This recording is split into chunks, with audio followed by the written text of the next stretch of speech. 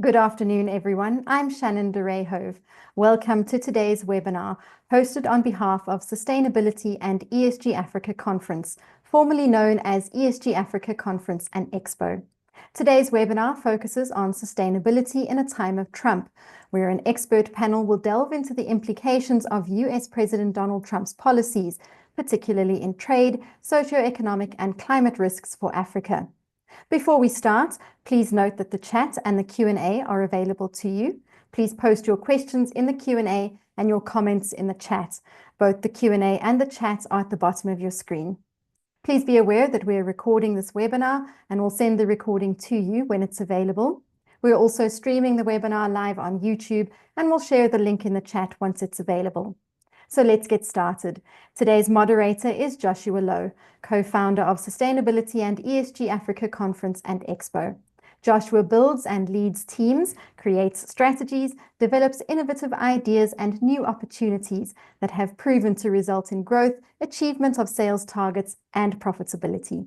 He will facilitate the discussion with today's panel, which consists of Vincent Obisie-Orlu, Natural Resources Governance Researcher at Good Governance Africa, Christopher Aneni, Food and Beverage Application Specialist for West Africa at Ecolab, Carolynn Chalmers, CEO at Professor Mervyn King's Good Governance Academy, and Ronald Osumba, Senior Political Advisor for Africa at the Tony Blair Institute for Global Change. I'll hand over now to moderator Joshua Lowe to start the discussion. Over to you, Joshua. Thank you very much, Shannon. I'm just checking that I'm unmuted. Welcome, ladies and gentlemen, to today's webinar, where we will explore the complex and challenging terrain of sustainability and global relations under President Donald Trump's second term, and changing perspectives globally towards sustainability and ESG. Our focus today is on the profound implications of his administration's policies on ESG initiatives, DEI efforts, and US foreign aid, particularly as they impact Africa. The timing of this webinar is opportune given the recent Liberation Day announcements of global tariffs by the US on over 60 countries, with tariffs on all SA imports or exports set to be at 30%. As many of you are aware, the administration's decision to withdraw from vital international agreements, such as the Paris Agreement and WHO, coupled with tariffs on close allies, has ushered in an era of economic uncertainty and geopolitical tension. Challenges posed by the US withdrawing from the Paris Agreement and reversing support for electric vehicle manufacturing highlight the potential setback in global sustainability progress, creating global instability. In diversity, equity, and inclusion, we've seen aggressive dismantling of programs in federal agencies and educational institutions. The reaction from the business community has been mixed, with some firms upholding their ESG commitments, despite changing stances on ESG and ESG policies aligned with federal directives, while others face criticism for scaling back.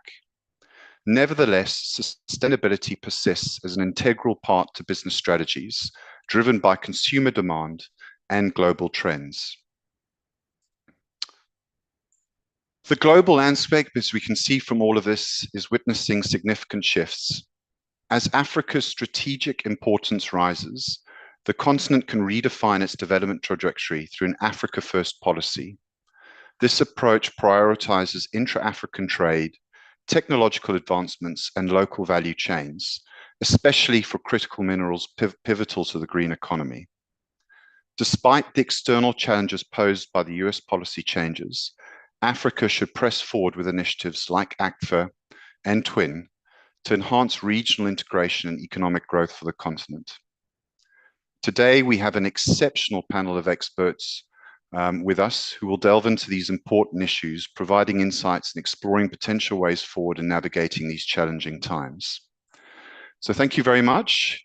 With that as an introduction, I'm going to get straight into the questions. And the first one I would like to pose to Carolynn Chalmers.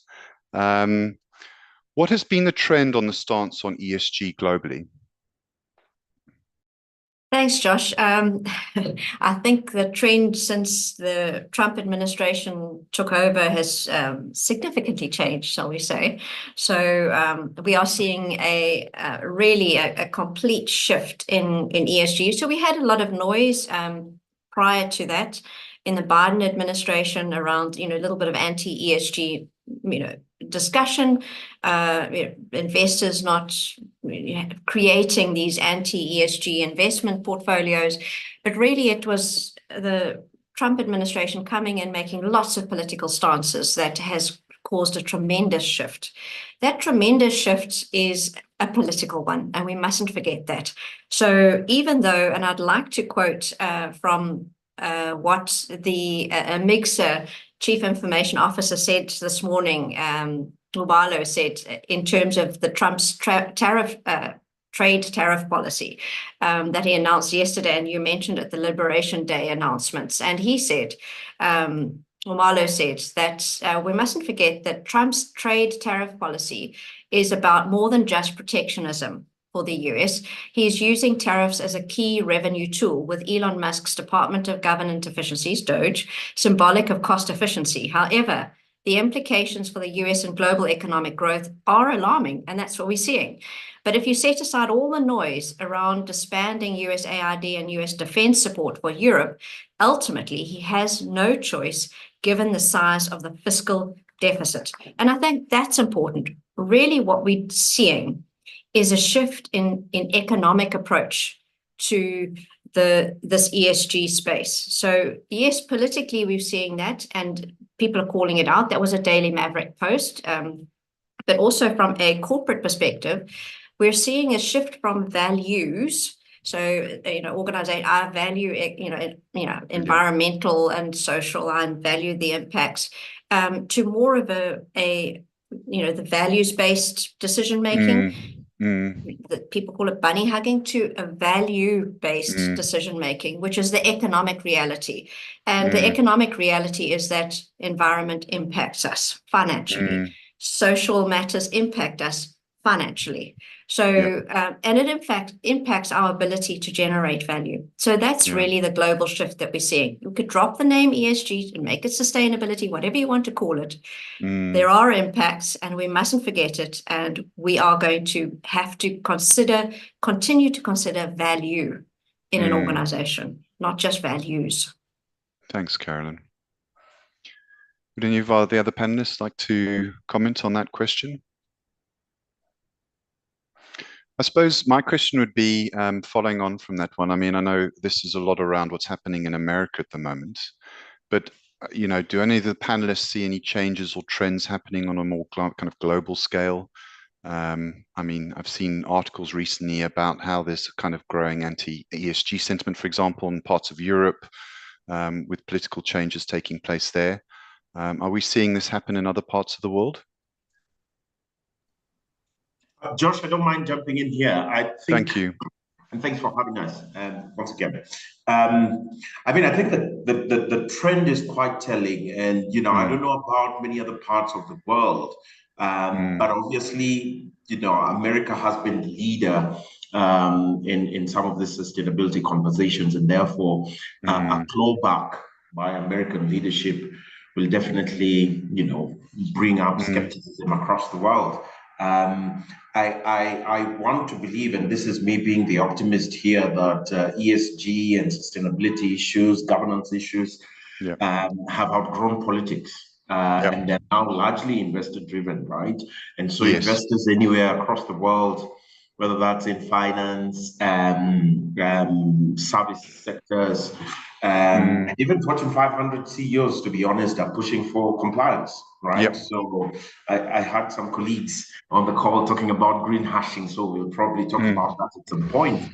But, I mean, we all know now that sustainability is linked to the core essence of any business, which is the balance sheet, right? And for as long as sustainability is still linked to the balance sheet, there'll always be supporters of sustainability in the boardroom. So while the rhetoric in Washington may be cooling down, I think the demand globally will stay on, and not just from government, but from business, and from an African perspective, it may also actually be an opportunity to become a leader in some of these conversations, right? So from the SES, a year and a half ago, I think it was, Africa was demanding for a voice in that space on sustainability. And I think this vacuum, if you want to call it, is an opportunity for Africa to step in and step up. Yeah. And I think to support what you were saying, I saw a recent KPMG survey they did globally, where they were saying 78% of companies are still tying executive pay to sustainability initiatives and driving sustainability initiatives. So it's still very clear to me that organizations understand the benefit of it and are still keen to drive it, regardless of all this, what I would call noise. Okay, well, thank you both. I think I'll move on to the next question. What are the policies now being put forward by the Trump administration, and how will they further impact ESG and sustainability?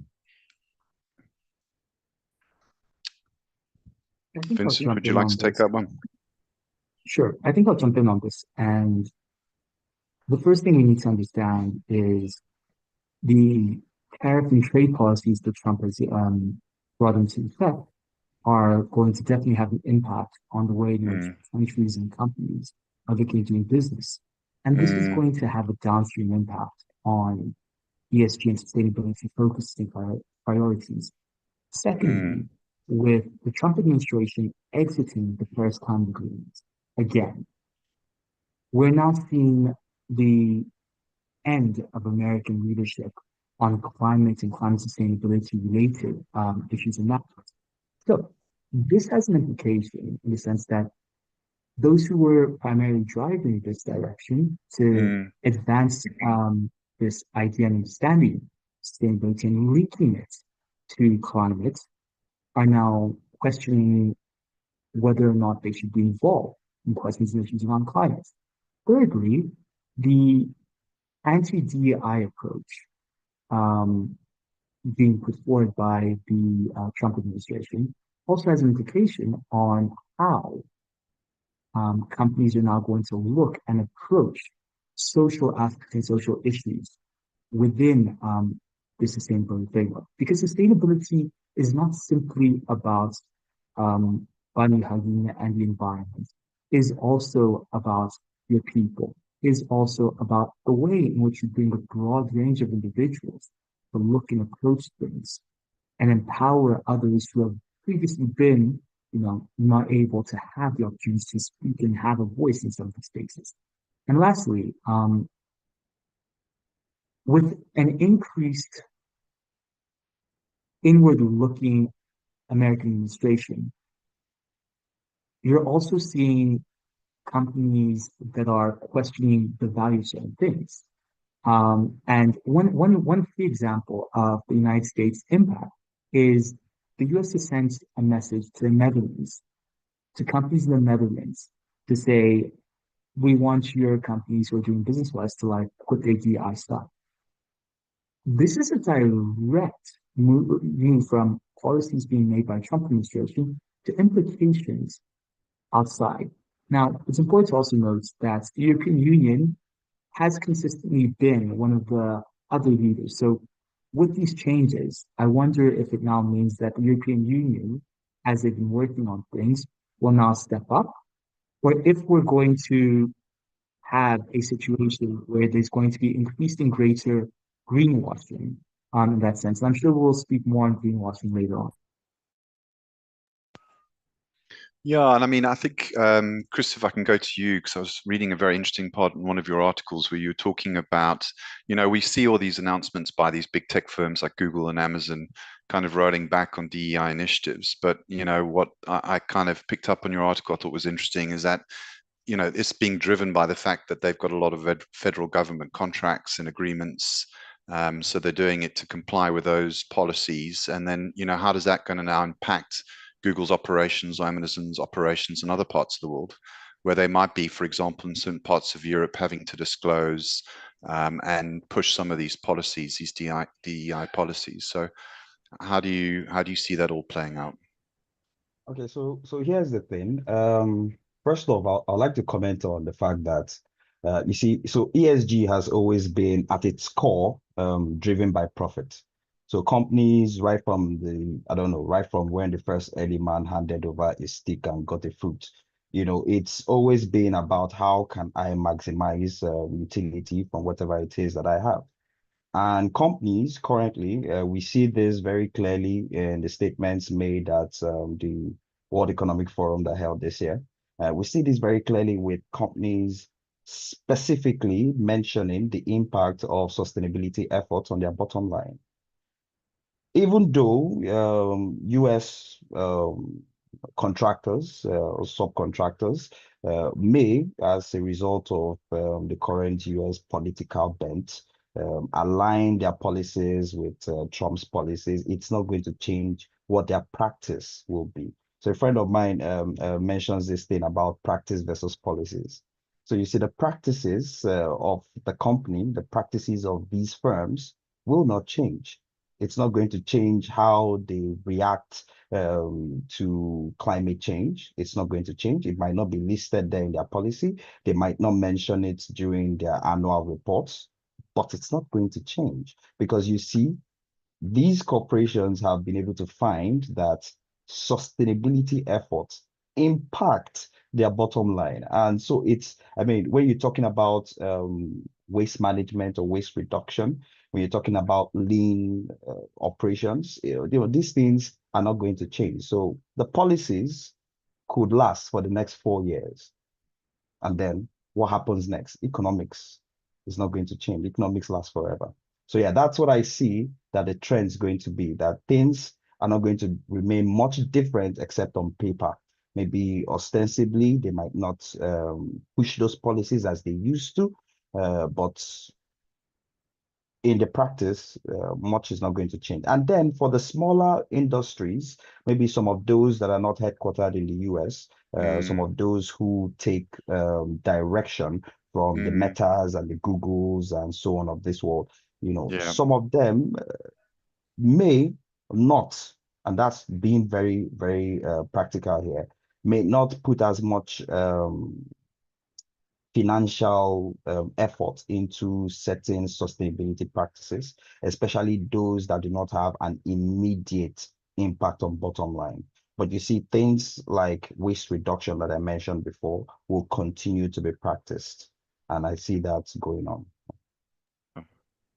Yeah, so I think it's a common theme already on this webinar, avoiding kind of knee-jerk, instant short-term changes, and keeping in mind the long-term impact of what some of this stuff can mean if you're going to roll back on DEI initiatives and start moving away from some of your climate change and net zero commitments. Okay, I'm going to go on to the next one, which I'm going to direct this one initially.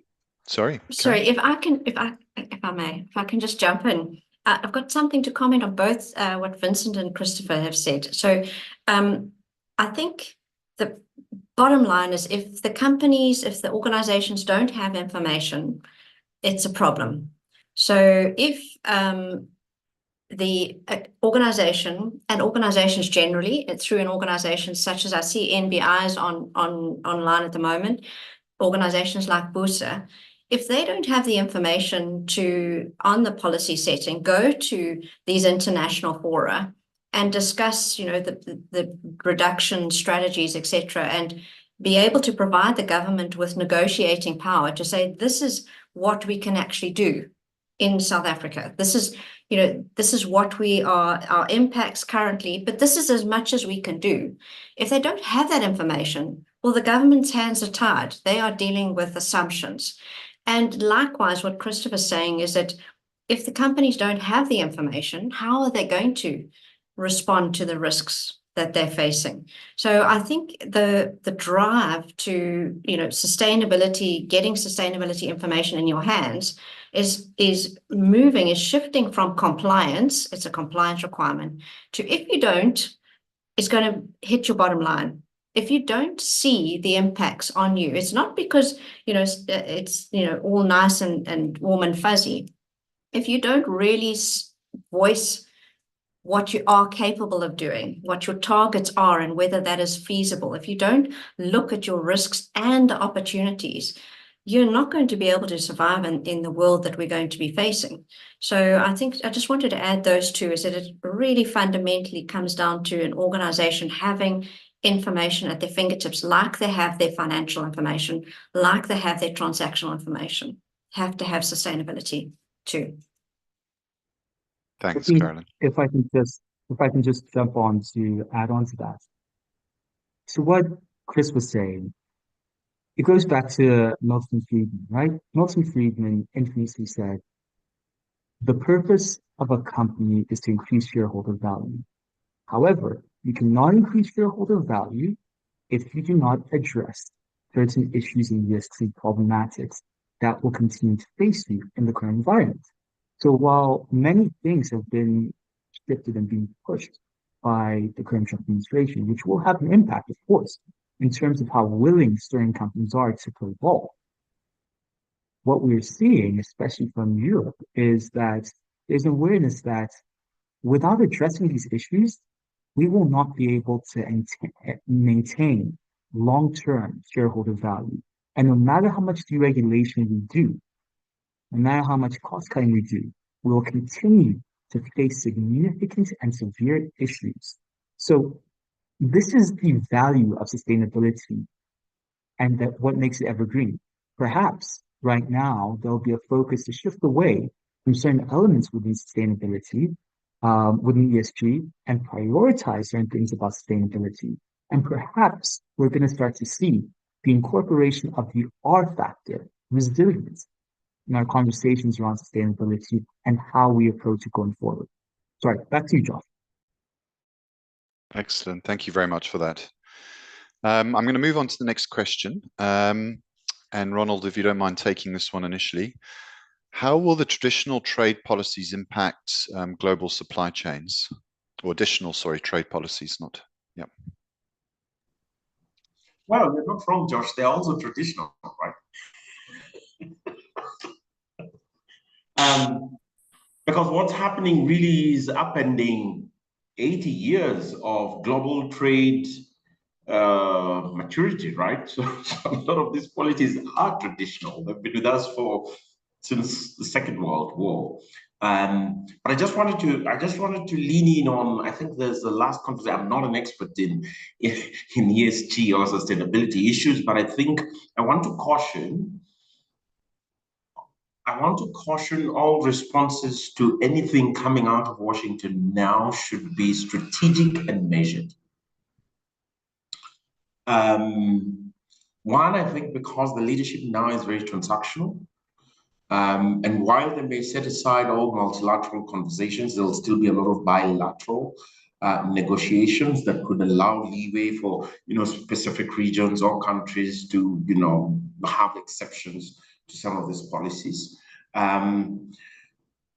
But, and this is me now putting on my political hat, right, it's just going to last for 4 years. It will be absolutely disruptive. And will probably claw back a lot of the gains that we've made in many spaces, not just in sustainability, but in many spaces, governance and democracy, all sorts of things. But it's just going to be 4 years. And, hopefully we go back to business as usual, right? So I think every response to policies coming out of, and this is my advice to everybody now, is that while we must respond, it needs to be measured and strategic. Your question around trade policies, I think we need to acknowledge that, this is politics, and Trump is only responding to his economic realities in the US the best way he knows how, right? So obviously he has said during the campaign trail that tariff is the best word in the dictionary, and he loves it. And so we all expected the tariffs were going to come. He's been in love. All his politics, 30 years plus, is really defined by tariffs. So more tariffs, we will see even more. We will see more bilateralism vis-a-vis multilateralism. We will see less predictability, to your question, less predictability in the global supply chain. How things, so for example, his strike on China, I don't know, it's 67% tariffs, means that China in itself, as one of the greatest global suppliers, is then affected. Africa draws a lot of its imports from China. What does that mean for Africa, right? Does Africa bear the brunt of the gap that China is about to face with US trade, for example? So everyday consumer products on the continent of Africa about to go up, even though we have not been hit by those tariffs. So I think these are the things that we need to think about. It's rather disruptive.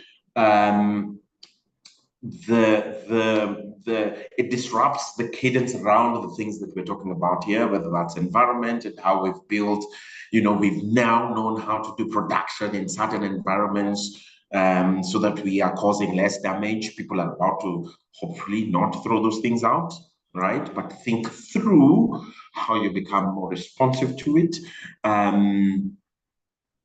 think there's going to be a lot of disruption. The current trade order has been with us, like I already said, 80 years now.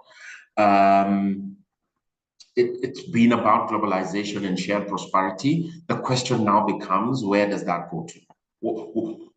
What's the next move for globalization? If the world's, leader, let's call US that, is taking a step back, right?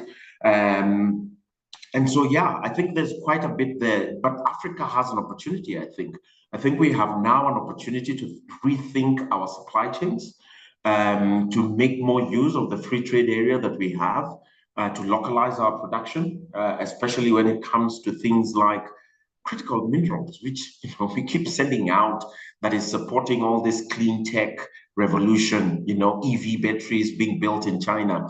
60% of the materials come from Africa, right? So we are 30% global supplier of all these critical minerals. So we really just need to rethink whether we just want to plug the hole of the supply chain with new suppliers outside of the continent, or whether we want to localize production of some of these things. So I'm hoping that this is also an opportunity for us to move from extractive to transformative economics, that eventually hopefully sees us improve our infrastructure, create jobs, embrace sustainability, thankfully, because we're not so far into the technology of manufacturing. We can begin to think about smart manufacturing, right?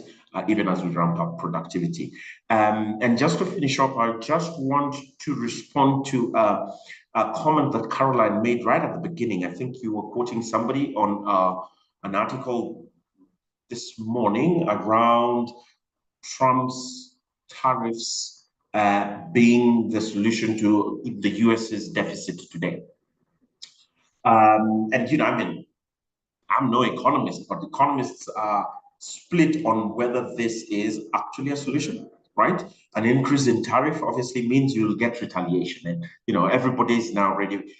The good thing is Liberation Day gave us a few weeks notice, so everybody is prepared for retaliations, which will mean less importation, right, in the US, which will mean less US dollars available in other parts of the world, which will mean the less demand because we don't have the dollars to buy stuff from the US, which translates into lower revenues in the US and suppressed production and productivity, which feeds into the deficit in any event. So I think there's, we can argue about whether, it's good economics or bad economics, but a lot of economists seem to believe that this is really, really bad economics. I'll pause there. Thank you. Anyone else would like to have a go at that question or comment further what Ronald said? Okay, so I was typing an answer in the chat, but maybe I'll just talk about it here. So yes, I agree with Ronald that the impact of these tariffs is going to be a proper realignment of global supply chain patterns, and that's the truth. Because I see more bilateral agreements between Africa and Asia, actually, because you see, when the world's biggest buyer turns its sights away from the Asian market, the Asian market is going to focus a lot more on other markets like Africa, because in Africa we do a lot of imports in Africa, and we have a lot of resources that we can export as well. And this gives a huge opportunity, because now the strategy is going to have an Africa first mentality, which I think is quite important and essential, being an African myself. So I think it's a huge opportunity for Africa as a greenfield. And the impact of this could, funny, enough, have a negative effect on the US economies, because you see, those tariffs that are in place may or may not generate the income that is planned. And that's what I'm seeing from a layman's perspective, because I'm in no way policymaker. But from my perspective, I think that this would have a negative impact on the US economy itself, because those tariffs might not bring in the required revenue that is planned, or that Trump has planned, but instead would cause demand to shift to other markets like Africa, and that's really where the benefits could be. Yeah, thank you for that. Good. Okay, well, I'm going to go on to the next question, and so this one is to do obviously with USAID, and so what has been the immediate impact on health and food security in Africa following the freeze of foreign aid programs such as PEPFAR and the dismantling of USAID? And what long-term impacts or effects might we anticipate? Again, Ronald, I'm going to start with you on this one, and then obviously open it up to the other panelists. Yeah, thanks a lot, Josh. I mean, let's be honest. The immediate impact on this has been devastating. Again, you've upended systems and structures, institutional systems and structures that have been in place now years. I mean, I think USAID goes back to John F. Kennedy, right? So that's almost 50 years of infrastructure, systems, frameworks, supply chains that have been built around health, particularly, and education and other stuff that have been upended. So I think our challenge is not even a dollar challenge. It's not really even about the amount that USAID has been putting into this, but it is really the upending of these institutions. Any government on the continent of Africa today that is trying to, or anywhere in the global south, that is trying to respond to some of the gaps that have been left, will find a challenge not raising the funds, but by building the systems and logistics around addressing those issues. And I think this is the biggest headache today. So I know there's been a lot of noise around, I mean, the dollar value that we're losing, but I think what we're losing more is the capacity to address some of these issues. Obviously, the highest hit areas have been around governance, right? And governance here will include some of these ESG conversations that we are having, sustainability. We're looking specifically around climate mitigation, disaster response. If you look at, and I have the estimates in front of me, if you look at some of these areas, the hit has been almost 100% of funding, right, to things like diversity. So anything that, so when we talk about companies, and Christopher, your paper was really good at talking about companies, pulling out some of these swear words, now I would call them, from their websites and their documents. It's really because it's become an issue, right? And you will not get any kind of funding or any form of government support, if those words are in there. Reproductive health has been hit quite significantly.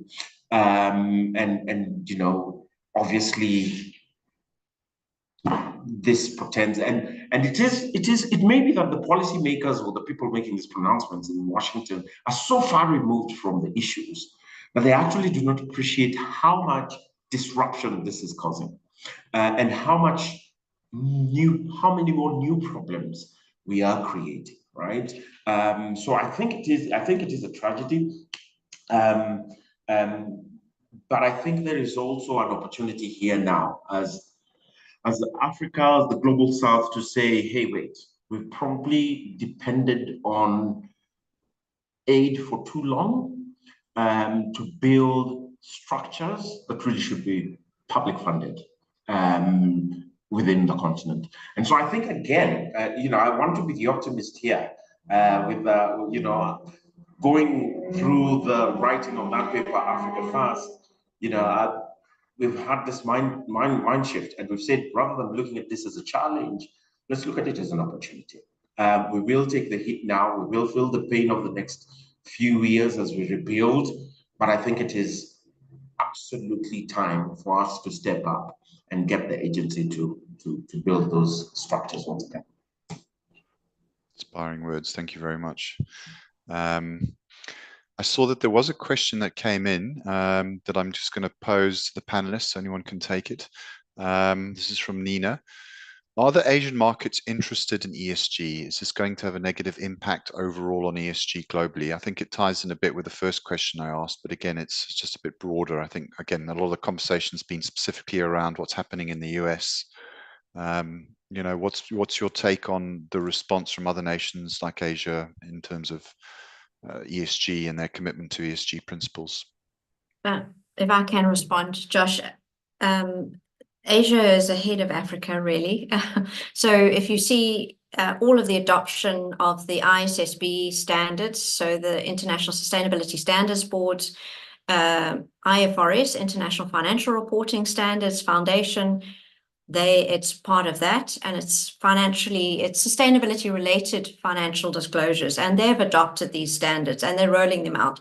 Look at Singapore, look at Japan. In fact, today we had the integrated reporting conference in Japan that was live streamed. So very much a focus. New Zealand adopted TCFD, the Task Force on Climate Related Financial Disclosures, their disclosure recommendations.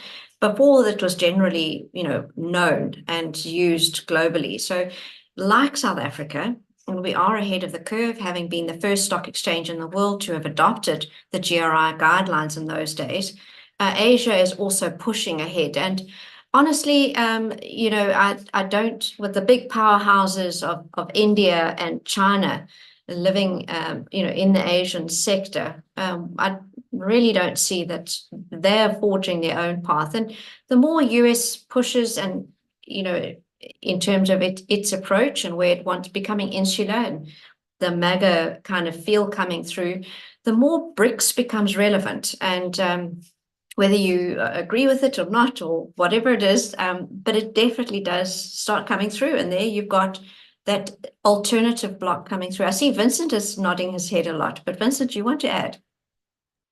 Yeah, I just want to jump in and say that Asia and the Asian markets, specifically your Indian Chinese, have a different set of priorities when it comes to ESG and sustainability and how they're approaching it. However, the Asian market is, as Carolynn said, ahead of Africa in many ways on this front, right? We do have the risk, however, to consider that with the withdrawal of American leadership around ESG and sustainability, we are entering a world where we'll have a series of increasing fragmented standards that people are pursuing based on what their regional approaches and focusing priorities are. Now, it's important to bring up that Turkey recently introduced what is considered a bold climate strategy that sets a global standard for carbon neutral action that incorporates environmental, social, and governance principles with a forward-looking approach to the strategy, right? And how they are looking to reach and approach climate neutrality. We have the fact that Cambodia and Finland have partnered for the environmental protection and waste management, to what Christopher was saying earlier, right? About these issues around waste management are not going to be something that's going to be forgotten at all. We have the fact that China has introduced its first sovereign green bond in its local currency, right? So in the UK, for the equivalent of $829 million, right? Now, it's important to see all of these developments as ESG sustainability, and those conversations are important for the Asian market. The question now will be, are we entering an era of regionally fragmented approaches to sustainability practice? Or are we entering an era of new leadership in sustainability conversation? And then that new leadership in sustainability conversation will drive the way in which the ongoing and existing global standards are being done and developed. Lastly, I want to raise the fact that earlier this year or end of last year, both Saudi and Dubai and the UAE had introduced reports, had brought out reports on how they're approaching sustainability and what they're looking at within the ambit of sustainability, right? So even our oil-producing countries are considering these things, right? And incorporating some of these standards into how they're approaching things. The question that I think should be asked is that, less so that then, is this important? Are Asian markets interested? It should now be, what are the ways in which Asian markets are approaching this, and how are we seeing them being effective or not effective? And where are the gaps that exist to tighten it? And are we seeing a new global leadership around questions and conversations around sustainability? I think that's where we should be approaching it. Sorry, back to you, Carolynn. I love what Vincent's saying, if I may. So absolutely, we are, we're not staring at our navels here. This is not just ourselves. This is actually a big problem, and you can't say that the Asian countries are stupid. They know what they're doing. Becoming the market leader as it is now. So I just want to refer to an article that Johan Rockström published on the 1st of April. He's from Potsdam. And he looked at, in fact, John Elkington reposted, and I'll put the link on LinkedIn. He reposted on LinkedIn. I'll put the link in the chat. But he actually examined through scientific papers whether Earth is losing its resilience, basically its ability to buffer human-caused climate change. So he highlights four real issues. The one is an undue rapid warming. So there's an unexpected warmth in January and February of 2025 during a La Nina phase, which it should have been an El Nino phase, and that doesn't follow the standard climate script. The second thing is that what they call the RCB, the remaining carbon budget. So we were working on a 50% chance of holding the 1.5 climate limit, and it was based on very optimistic assumptions, but that might not be correct given what's really happening in reality. The third one is about the fact that the Earth is actually getting darker. It's getting darker because we're weakening areas of carbon sink. First year that the Amazon has moved from a sink to a source of carbon. The fact that Earth is getting physically darker with deforestation, Earth's ice sheet melts. And then the fourth one is really about the aerosol emission reductions. And that's around sulfur, for example. So really what Johan was saying is that Earth is losing its resilience. This information scientifically is available. You don't think that organizations around the world, and let's think about the thinking countries, are not considering this in their policy statements, thinking in terms of economic sustainability. So this kind of information is very relevant. In fact, people dying from sulfur, the 7 to 8 million, is more than COVID. We don't hear about it. So the sulfur emissions. So we need to think clearly and carefully about what that means for us politically, policy setting, and Christopher mentioned, as well as principle in terms of organizational responses. And I go back to that. So what do we do? Where do we start as an organization? All of the science stuff is all very well. I'm in an economy, I'm in a reality. I've got very limited cognitive capacity because I'm just trying to make ends meet with all of these tariff wars, etc., reduction in funding, increase in unemployment. Where do I start? And I would really recommend that you start with getting all of your information together so that you know how to respond. We get the science information, and that's great, and it gives us some kind of impetus to move. Yes, we do need to move. We get the compliance requirements that say that's another impetus to move. But really it comes down to, so what? How do we respond? Do we have the capabilities? Do we have the capacity, the economic, financial capacity to respond?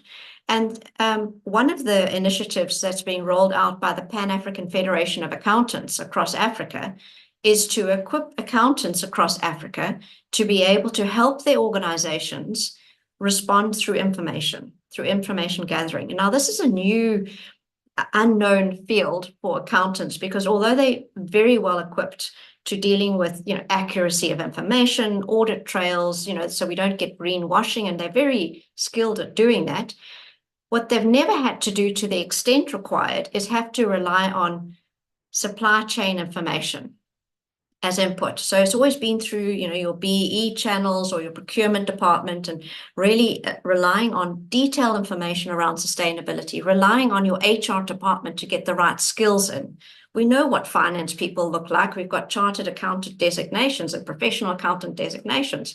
So what does a sustainability person look like when they are in the board or in the finance department or in, the manufacturing sector or facilities management? What are they? So having to deal with HR, facilities management, logistics. So having to deal with this cross-organizational touch points is actually new to the accountant, but that's just a way of starting. And I'd like to recommend that actually the IFRS sustainability standards are a very neat, easy place for accountants to start. Very easy to read.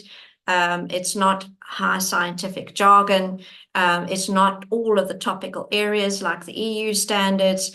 It isn't the double materiality. So we're not talking about board level kind of what's material across the board for the organization. But it is financial, it's a sustainability related financial impacts. So it's a very good starting point. So what we need is everybody to understand and say, we're going to start here. Because if we don't have the information, I'm circling back, we can't respond. So we get this tariff war happening. Oh, okay, more cognitive issues, more economic issues. We get the Ukraine war effort and US pulling out of that, even though they promised if the Ukraine got rid of their nuclear power and nuclear warheads. So they've decided to renege on that. So even because of that, we see now funds are being diverted, that traditionally funds coming to development funding, coming to Africa, etc., are being diverted by the European countries into the war effort. So, and now I'm a poor little organization sitting in Africa, and I go, all of this issue, and I have to respond to the biggest longer term issues. Those are immediate responses. But if I distract myself with the short term to the detriment of longer term thinking, I'm not going to be around the longer term. So I think the message around starting and responding is really quite an important one. But I know that Christopher has got some things to say around that as well. Sorry. Yeah. Thanks, Josh. Christopher, thank you. Would you like to comment further, Christopher? Well, I think Carolynn really just mentioned a lot of the things that I wanted to say. Yeah, and I think it's an important point because, I mean, they're now going to be different priorities for a lot of organizations. And I think sustainability professionals need to have these very robust arguments and to support their cause in terms of why companies should stay the course in terms of driving these sustainability initiatives. Because, you know, engaging with a lot of CSOs and other sustainability professionals over the past few months, I think they're finding it very difficult to push back when the boards are coming to them and saying, but why should we pursue this? Seeing what's happening in the States and other parts of the world, you know, it's not a strategic or importance for us at this point in time. So I think to have that data and to have that argumentation ready so that you can deal with some of those conversations at a board level is crucial. I'm going to go on to the next one, which is, I think, bringing it back to Africa. And I know we've spoken, you know, some of you have answered this question to some degree in response to some of the previous questions, but how do the recent policy shifts under President Trump's administration and globally affect the longer term sustainability goals of African nations and organizations?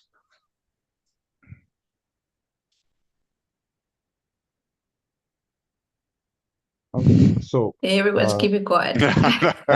No one wants to. Okay, this is where we look into our crystal balls. Okay, so let me jump in on that question for a bit. So in Africa, we have a number of organizations, firms, corporations that are headquartered in the US. A lot of these corporations, due to the fact that we don't, and this has been as blunt as possible in Africa, a lot of the countries in Africa do not have very stringent sustainability policies or are not or don't have proper governance in place to really control and enforce some of these policies that they might have signed at one Paris Agreement or you know, agreed or ratified during the Kyoto Protocol some many years and many administrations ago. So a lot of these companies, because they're headquartered in the US or in the EU, but really emphasizing on the US now, due to the policies that that they have been required to include in their bylaws, etc., as a result of where they are headquartered, have come into Africa and have enacted some of those policies in Africa. So you see companies that are headquartered over there coming into Africa and having, you know, diversity hires, which and is not being enforced in those African countries, but because they were headquartered in the US, they came into Africa and they ensured that they had diversity hires. You see some of them carrying out sustainability projects, not because it's being tracked in some of those countries in Africa, but because while reporting to stakeholders and shareholders in the US, they have to report on those sustainability objectives.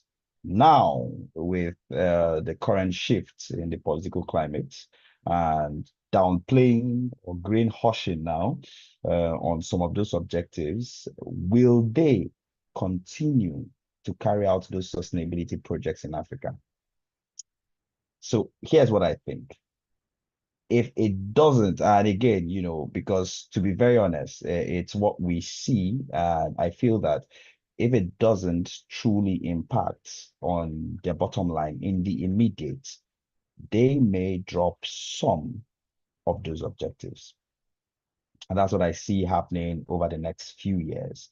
It would not be ostensible because these companies also understand that it's a political climate that could change drastically again in the next it's no longer 4 years now, next maybe 3 years plus, you know, and so they could be very well prepared to adjust or to realign. But I see maybe not a lot of investments happening into sustainability projects that are not directly impacting bottom line. But you see things around water security projects, things around energy conservation or energy management projects, solar projects, hydropower, etc., these are going to continue. I do not envisage a reduction in consumption of fossil fuel resources for energy. I do not envisage this happening over the next couple of years. But I see reporting is going to improve, because you see the world's top 250 companies are currently reporting on sustainability objectives, and it's been shown to have a top impact on their bottom line. So I don't see this stopping, even with divisions or subsidiaries that are in Africa.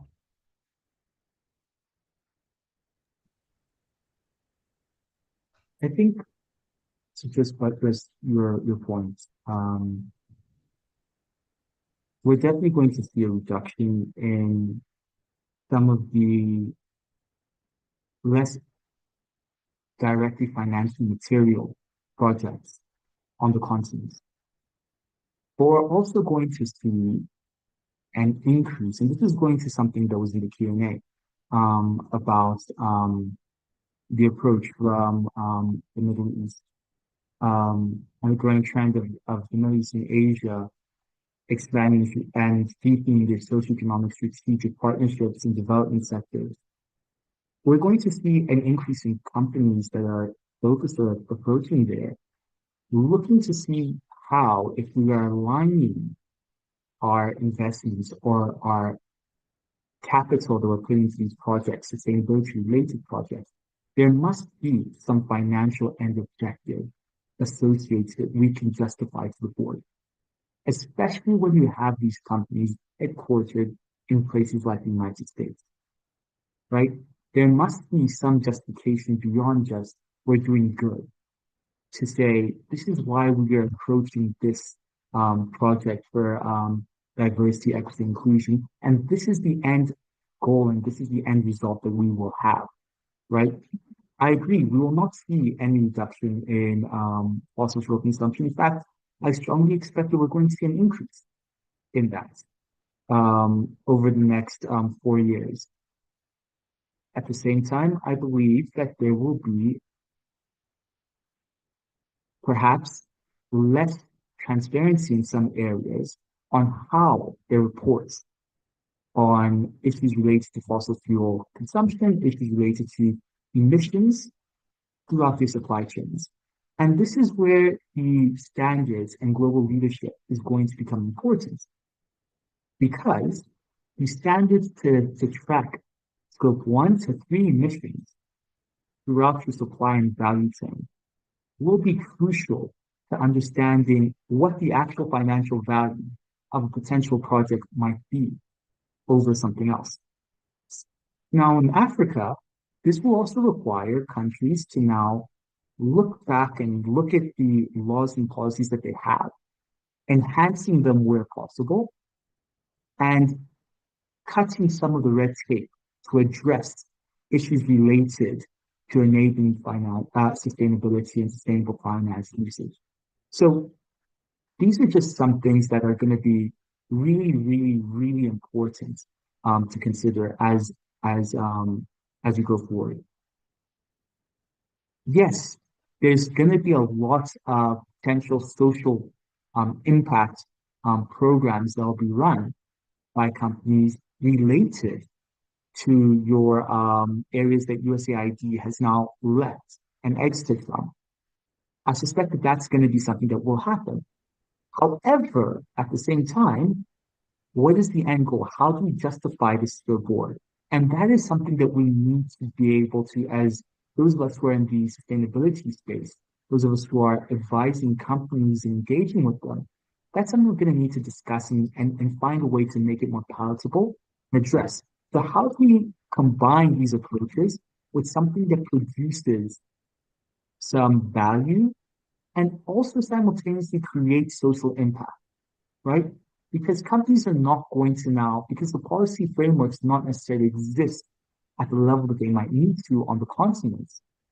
How do we now convince and steer companies to see this is a potential opportunity for you here if you do that without greenwashing. Because I think now, in the era that we're entering into, there are three major risks facing ESG and sustainability: greenwashing, social washing, and good storytellism. I'm sure we're all aware of what greenwashing is. Social washing is when you do greenwashing but with social issues. And good storytellism, my silly term, is when you claim a good story to tell while having no substance to it. We need to make sure that as companies are approaching this new era, or as communities and policymakers and everyone is approaching this new era, the standards are able to be in existence to address these gaps and create something. Look, whether we like it or not, Middle East and Asia expanding and deepening socio-economic strategic partnerships is going to happen. We need to be able to embrace this and now use the frameworks that exist to address how they're doing it. What are the issues? But also African countries will need to also prioritize and focus on what their things, the things that they want to look at in terms of sustainability. Because everyone's focus on sustainability is different. China's sustainability focuses and priorities differ greatly from the European Union's. And even within the European Union, there are significant differences. So how do we, as the countries on the continent, look at this and develop what our priorities are, and then within our policy frameworks, we incorporate them? Some countries will prioritize emissions reductions. Others will prioritize social impact and gender equity. Others will prioritize climate resilience. And again, we're coming back to the R word. Resilience is crucial. This new era that we're entering into will require sustainability to bring up this R word that I think we've all forgotten. As the world is now crossing the different thresholds and boundaries, as we're seeing the loss of carbon sinks and these issues, what is being done by countries to create policies that enhance companies to look at these issues, one, and two, how can companies see the financial opportunities or the ways to address and prevent long-term financial costs? Someone in the comments made a comment about the issue of it depends on how long the company, the shareholder is looking at. We need to start moving, have companies increasingly moving towards long-term value and long-term value creation, especially from what we're seeing with the current tariff regime. Yesterday, we had the Canada tariffs. Less than 48 hours later, gone. The biggest problem with these tariffs is that they do not combine any form of industrial policy or development or infrastructural development policy together over a long term. And companies and businesses need these things to make decisions. Similarly, sustainability approaches and sustainability related policies being made on the continent will need to factor what are our long-term goals, what are our long-term priorities. And we also need to accept that it's not going to be the same for everyone. Yes, I yield. Sorry, Vincent. I yield the floor. I yield the floor. Oh, sorry. Thank you. No, that was great. Carolynn, I saw you put up an image. Yeah, I don't know if you wanted to comment further on that. Yeah, I just flashed it up quickly. Let me do that again. It comes from a presentation that's done by Daryl Scott.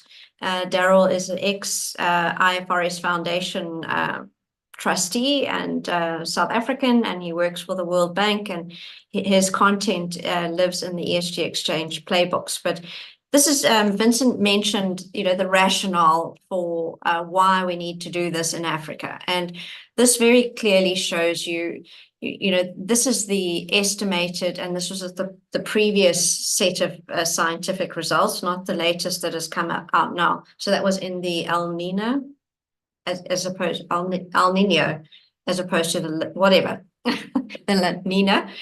So this is in the previous last year, etc., where this is the first of all, this is the average emissions per capita, and we know that Sasol is the largest single utility in Africa that in terms of emissions, and Secunda is the largest single facility in the world in terms of CO2 equivalent emissions.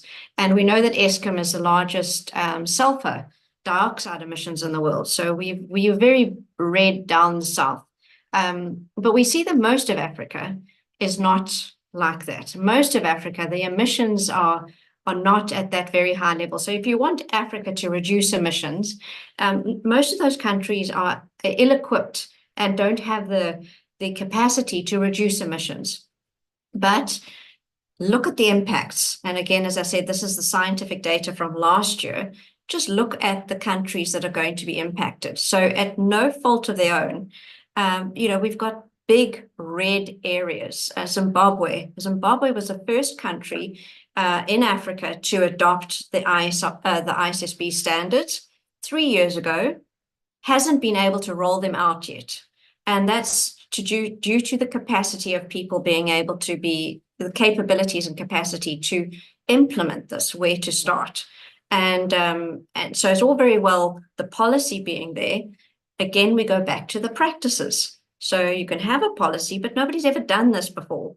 So how do we actually get this done? So those countries that are, you can see least impacted are going to be hugely impacted, and because not due to any fault of their own. So yes, Vincent was saying we're going to get these we're starting to get these kind of very localized responses, but we have got a very global problem. And so it does take all of us, but we are getting this fracturing happening. Really, this is the rationale that people should be using in terms of why you need to move forward. Yeah. So that's why I flashed it up. Thank you. Very interesting. Okay, I'm going to, because I think we kind of running out of time and we've got a few questions that have come in from the audience. So I'm going to just move now to one of the questions that have come in from the audience. This question is: organizations like the Asia Investor Group on Climate Change are actively promoting ESG across Asia, particularly in its environmental aspects. However, in Africa, investor focus on ESG appears to be relatively low. What have you found as helpful to strengthen the business case for ESG in Africa, where investor pressure is limited? I think that might have been a case in the past. It's certainly not a case anymore. Yes, the pension funds generally have taken it slower.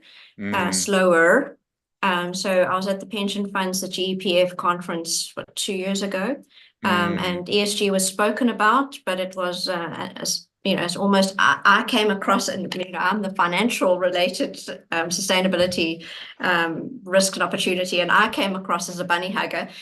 Saying, what about climate? So so I think the pension funds were slow to take it up, but it's really, that's a huge investor if we're talking investors. The Government Employee Pension Fund, the Eskom Pension and Provident Fund, we've got those big things. But I see Vincent's got his hand up as well.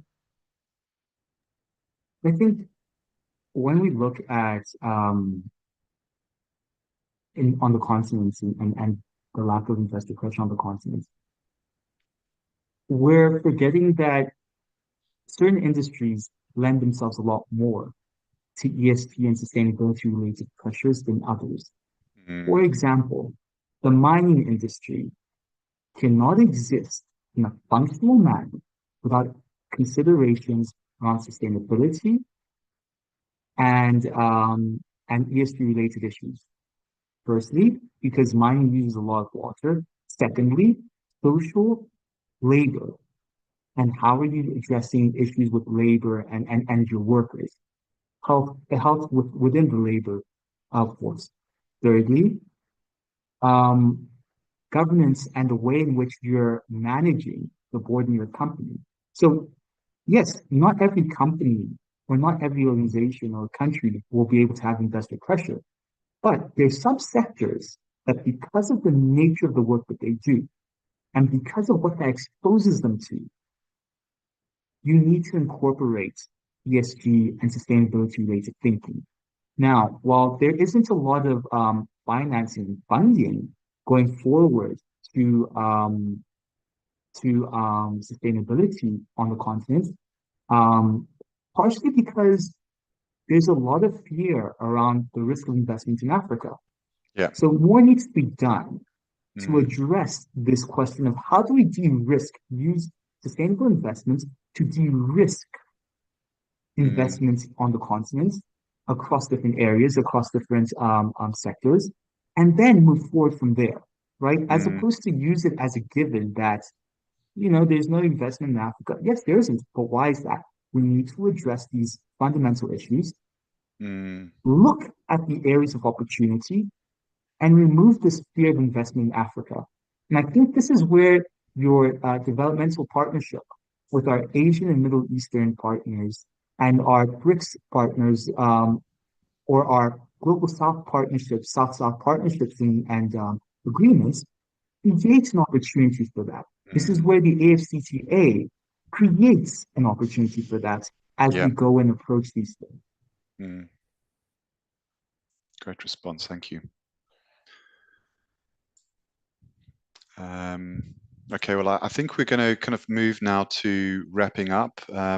And so I'm just going to ask my fellow panelists to just wrap up with a final comment. And I suppose the question to you would be, for the people who've been on this webinar, who've listened to everything, and again, as looking at dealing with internal issues around what's going on globally, shifting policies in the States, questioning their commitments to sustainability, what would be your advice to those companies looking at this and questioning whether they should stay the course with all the global noise and everything that's going on at the moment? And what are some of the tactics that they can employ within their organizations to drive this message? Okay, maybe I can go first. Yeah, I mean, this has been quite the interesting discussion. So, thank you to all the panelists. Thank you for all the questions that are coming through.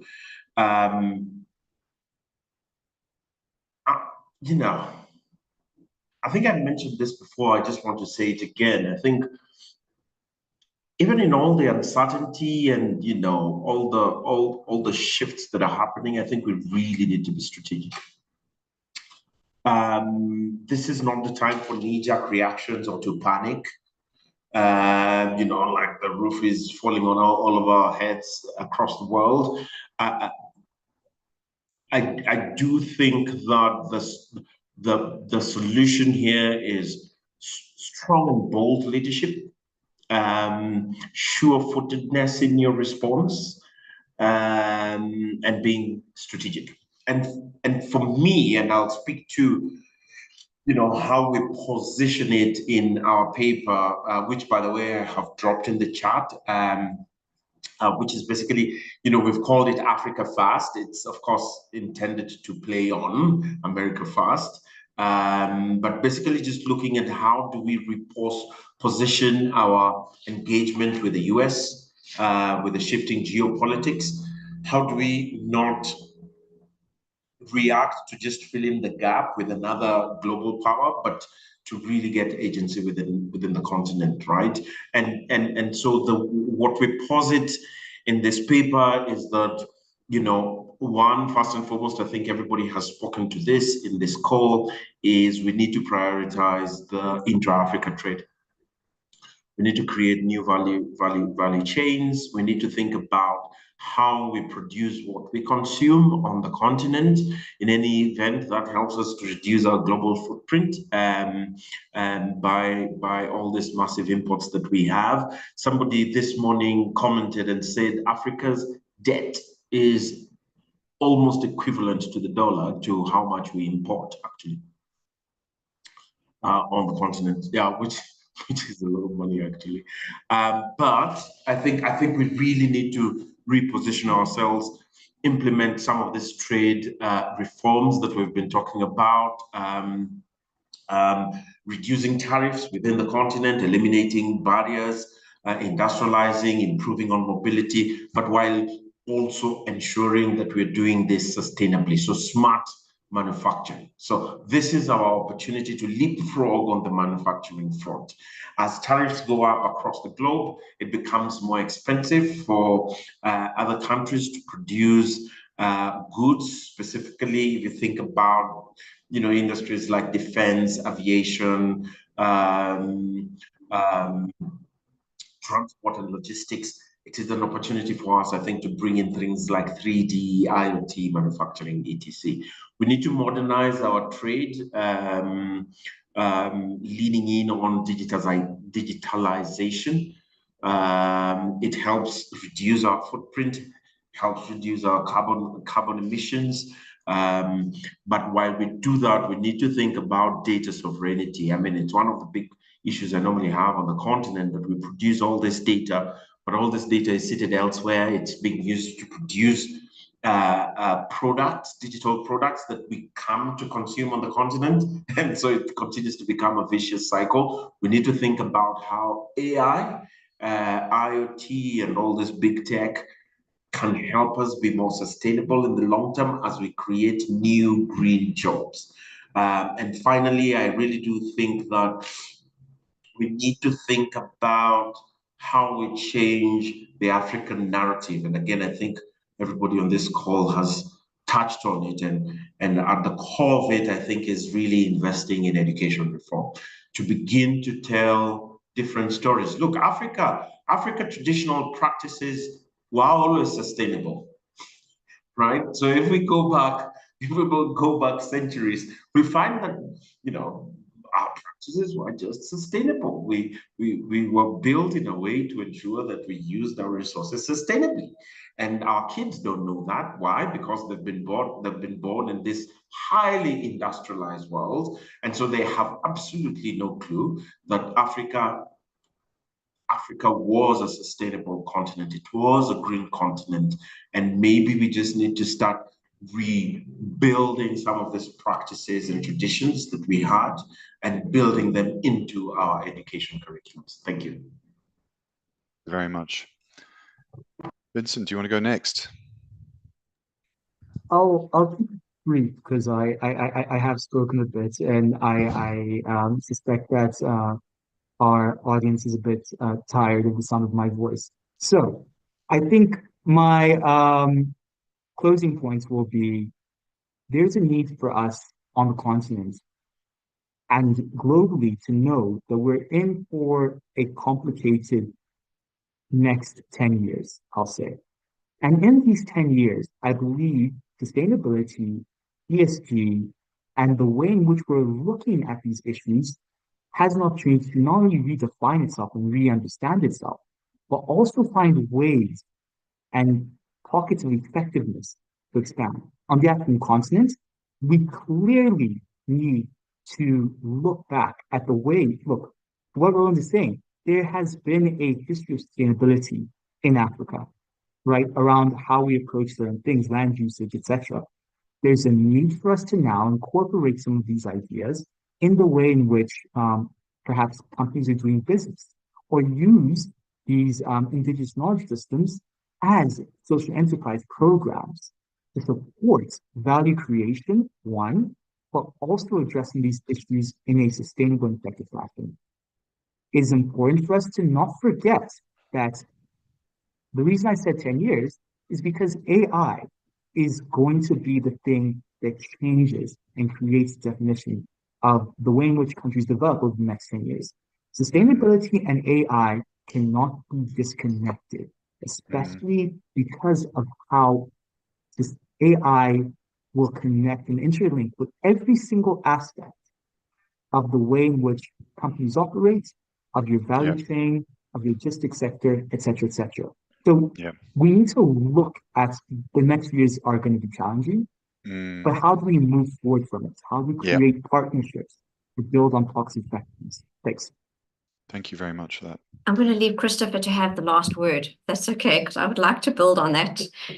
Zain in the chat said, the Western Far East want Africa's minerals. Absolutely. So economics are going to see this through. And we in Africa have so much opportunity here. We need to get it right. We need to do things differently. And with a lot of risk, we are well positioned with the rest of the world and the whole world seeing this risk. We are very well positioned to take opportunities, to actually move forward. We need to stop being victims and having stuff done to us. We actually need to start shaping things. Vincent mentioned Africa. I put the link in the group. Our accountants need to be rallied around getting this data out for us. We need to be using the data. We need to be mobilizing strategically, as Ronald said.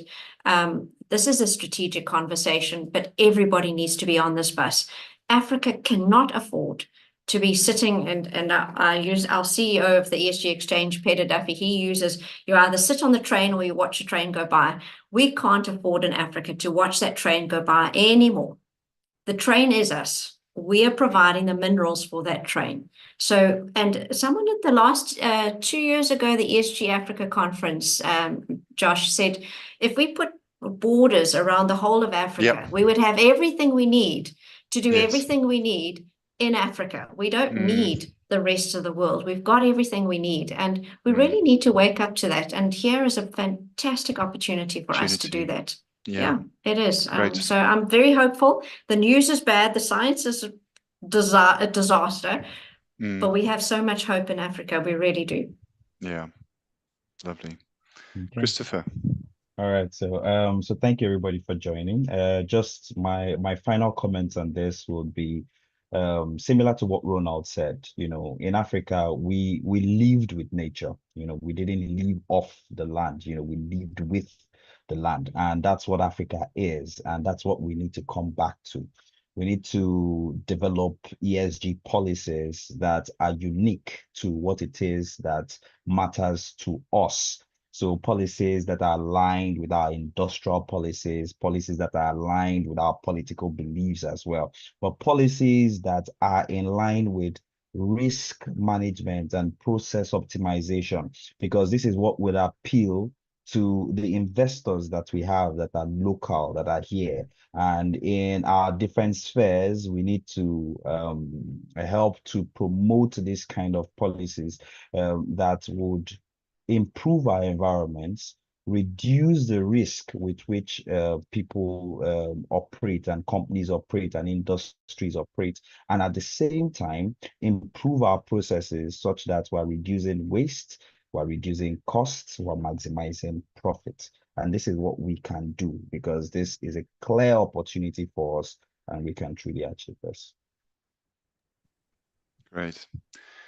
Well, thank you, everyone. I think it's been a very interesting discussion, debate. I'm looking forward to engaging with you all beyond this, and to seeing everyone who attended. Thank you very much for taking the time, for being part of the panelists, and for being part of the discussion, rather, for all your questions.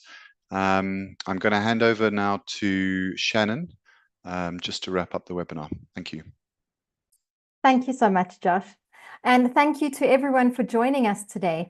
Before we wrap up, I'd like to extend my gratitude to the moderator, Joshua Lowe, and our guest speakers, Vincent Obisie-Orlu from Good Governance Africa, Christopher Aneni from Ecolab, Carolynn Chalmers from Good Governance Academy, and Ronald Osumba from the Tony Blair Institute for Global Change. They've all contributed to making this webinar a success. If you have any further questions or would like to continue the conversation, feel free to reach out to us via email at shannon@creamermedia.co.za. And if you're interested in hearing more about the Sustainability and ESG Africa Conference, please visit the website at www.esgafricaconference.com. And with that, I'd like to bid you all farewell. Thank you for your time and goodbye. Thank you very much. Thanks, panelists. Thanks, Josh. Thanks, Shannon. Bye.